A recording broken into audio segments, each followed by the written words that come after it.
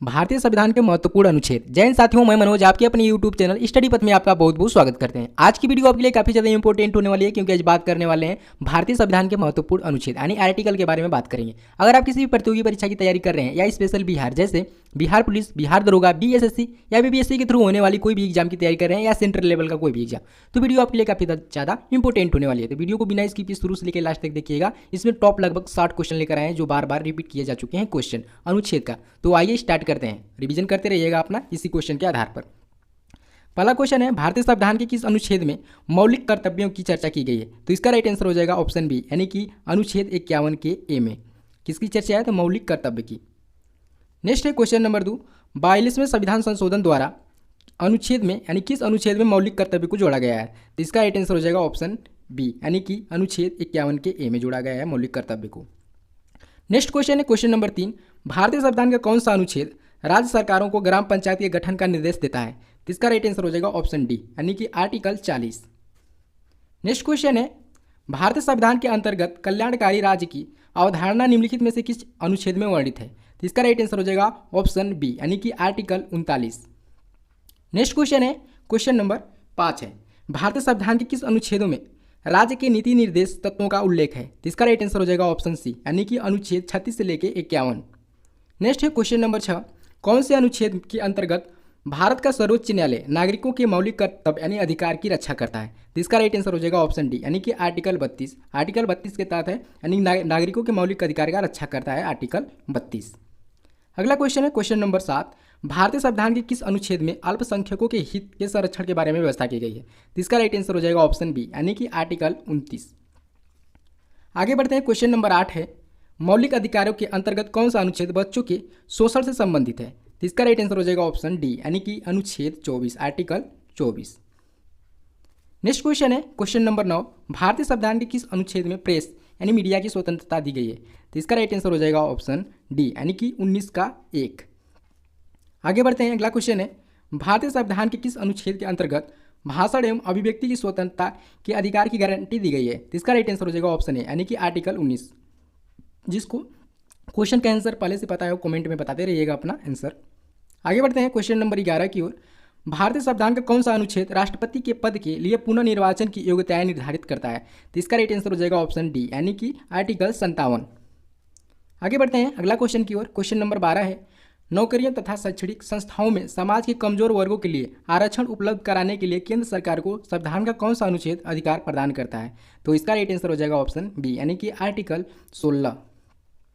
Next question है question number 13, निम्नलिखित में से किस अनुच्छेदों द्वारा भारतीय संविधान नागरिकों को मूल अधिकार निश्चितता प्रदान करती है? तो इसका राइट आंसर हो जाएगा ऑप्शन ए, यानी कि आर्टिकल 12 से लेकर आर्टिकल 35 तक। आगे बढ़ते हैं अगला क्वेश्चन की ओर, भारतीय संविधान के किस अनुच्छेदों में नागरिकता संबंधित प्रावधान है? तो इसका राइट आंसर हो जाएगा ऑप्शन बी, यानी कि अनुच्छेद 5 से लेकर 11। नेक्स्ट क्वेश्चन है क्वेश्चन नंबर 15, संविधान के अनुच्छेद 1 में भारत को क्या कहा गया है? ये तो क्वेश्चन कई बार हर एग्जाम में पूछा जा चुका है। तो इसका राइट आंसर हो जाएगा ऑप्शन डी, यानी भारत को क्या कहा गया है? तो राज्यों का संघ कहा गया है अनुच्छेद 1 में। नेक्स्ट क्वेश्चन है, भारतीय संविधान के अनुच्छेद में अंकित है कि इंडिया अर्थात भारत राज्यों का एक संघ किस आर्टिकल में है? तो ये है आर्टिकल 1 में, यानी कि ये इसका राइट आंसर हो जाएगा।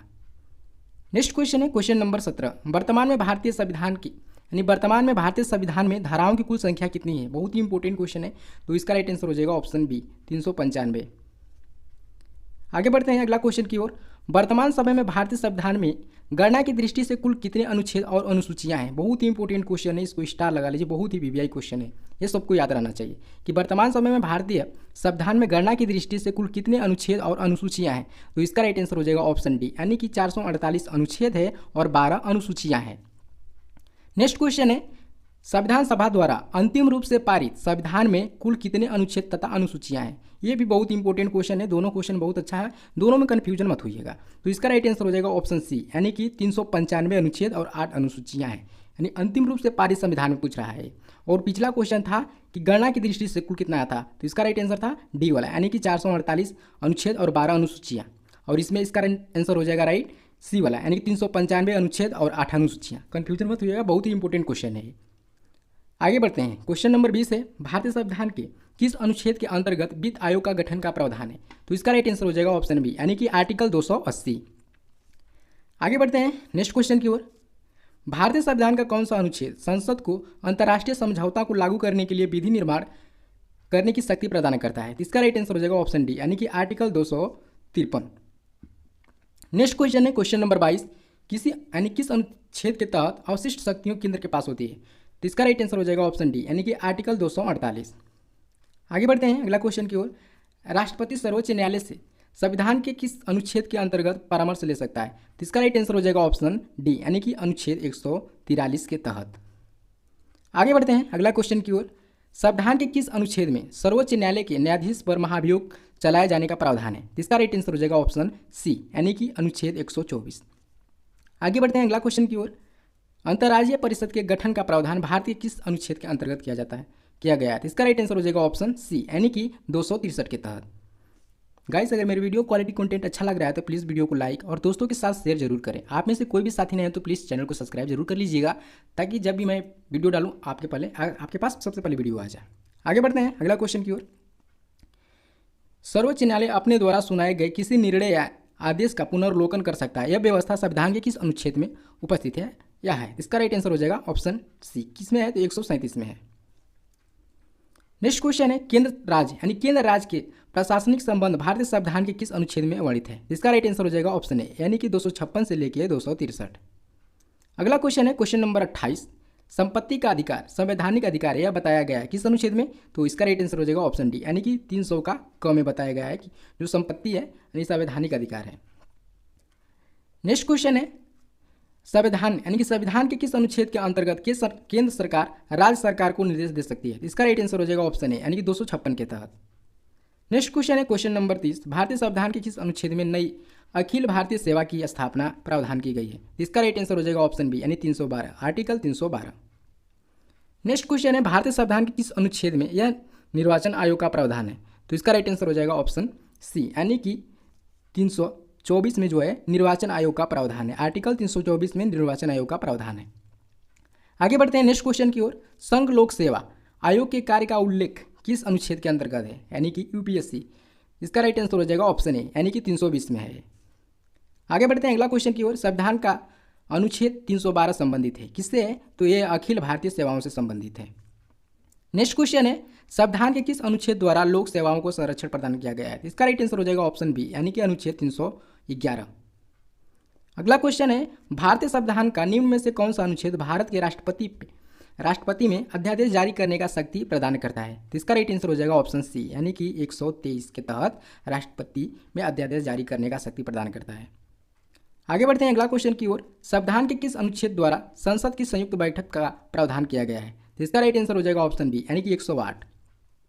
आगे बढ़ते हैं अगला क्वेश्चन की ओर।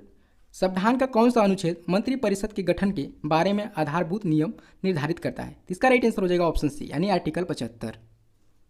नेक्स्ट क्वेश्चन है संघ की कार्यपालिका शक्ति राष्ट्रपति में निहित होगी जिनका प्रयोग यह स्वयं अपने अधिकारियों के द्वारा करेगा। किस आर्टिकल में है? तो इसका राइट आंसर हो जाएगा ऑप्शन सी, यानी कि 53 में है। आगे बढ़ते हैं अगला क्वेश्चन की ओर। भारत के संविधान का अनुच्छेद 368 किससे संबंधित? इसका राइट आंसर हो जाएगा ऑप्शन ए, यानी संविधान का संशोधन करने की भारत की संसद की शक्ति है 368 में। नेक्स्ट क्वेश्चन है क्वेश्चन नंबर 40, संसद को संविधान संशोधन का अधिकार दिया गया है किस अनुच्छेद में? तो ये 368 में, यानी कि बी वाला सही हो जाएगा। नेक्स्ट क्वेश्चन है भारत के संविधान के अनुच्छेद 371 जी में दिए गए विशिष्ट बंद किस राज्य से संबंधित है? तो इसका राइट आंसर हो जाएगा ऑप्शन सी, मिजोरम से संबंधित है, यानी कि 371 जी। आगे बढ़ते हैं अगला क्वेश्चन की ओर। संविधान के किस अनुच्छेद के अंतर्गत मंत्रीगण सामूहिक रूप से लोकसभा के प्रति उत्तरदायी हैं? तो इसका राइट आंसर हो जाएगा ऑप्शन सी, अनुच्छेद 75। नेक्स्ट क्वेश्चन है राष्ट्रपति संविधान के किस अनुच्छेद के अंतर्गत लोकसभा को भंग कर सकता है? तो इसका राइट आंसर हो जाएगा ऑप्शन ए, यानी कि आर्टिकल 85 के तहत जो राष्ट्रपति है संविधान सभा को भंग कर सकता है। नेक्स्ट क्वेश्चन है संविधान के किस अनुच्छेद में धन विधेयक की परिभाषा दी गई है? तो इसका राइट आंसर हो जाएगा ऑप्शन सी, यानी कि 110 में। नेक्स्ट क्वेश्चन है कौन सा अनुच्छेद संसद के दो अधिवेशनों के बीच 6 माह के अंतराल का यानी कि अनिवार्यता उल्लेख करता है? तो इसका राइट आंसर हो जाएगा ऑप्शन डी, यानी कि अनुच्छेद 85। आगे बढ़ते हैं अगला क्वेश्चन की ओर। संविधान के किस अनुच्छेद में राष्ट्रपति यानी उपराष्ट्रपति पद का प्रावधान किया गया है? तो इसका राइट आंसर हो जाएगा ऑप्शन सी, यानी कि आर्टिकल 63 में जो है उपराष्ट्रपति का प्रावधान किया गया है। नेक्स्ट क्वेश्चन है 356 किससे संबंधित है, यानी कि आर्टिकल 356 किससे संबंधित है, तो ये है राष्ट्रपति शासन से, यानी जो राष्ट्रपति शासन लगता है किस आर्टिकल के तहत, तो 356 के तहत लगता है। नेक्स्ट क्वेश्चन है संविधान के किस अनुच्छेद में हिंदी भाषा के विकास के लिए निर्देश दिया गया है, तो इसका राइट आंसर हो जाएगा ऑप्शन सी 343। आगे बढ़ते हैं अगला क्वेश्चन की ओर। संघ की कार्यपालिका शक्ति राष्ट्रपति में निहित होगी जिसका प्रयोग वो स्वयं में अपने अधिकारियों द्वारा कराएगा, किस आर्टिकल में है, तो इसका राइट आंसर हो जाएगा ऑप्शन सी अनुच्छेद 53। आगे बढ़ते हैं किस अनुच्छेद के अंतर्गत जम्मू कश्मीर को भारतीय संविधान द्वारा विशेष स्थिति प्रदान की गई है, तो इसका राइट आंसर हो जाएगा ऑप्शन सी 370। आगे बढ़ते हैं भारत के संविधान के किस अनुच्छेद के अंतर्गत भारत के राष्ट्रपति पर महाभियोग चलाया जा सकता है, तो यह है अनुच्छेद 61 के तहत, ये वाला सही हो जाएगा। नेक्स्ट क्वेश्चन है भारत के महान्यवादी की नियुक्ति किस यानी किस अनुच्छेद से संबंधित है, तो इसका राइट आंसर हो जाएगा ऑप्शन सी यानी कि अनुच्छेद 76। अनुच्छेद 76 में क्या है, तो ये है महान्यवादी। आगे बढ़ते हैं अगला क्वेश्चन की ओर। लोकसभा एवं राज्यसभा के संयुक्त अधिवेशन के विषय में प्रावधान संविधान के किस अनुच्छेद में है, तो इसका राइट आंसर हो जाएगा ऑप्शन बी यानी कि आर्टिकल 108 में है। आगे बढ़ते हैं अगला क्वेश्चन की ओर।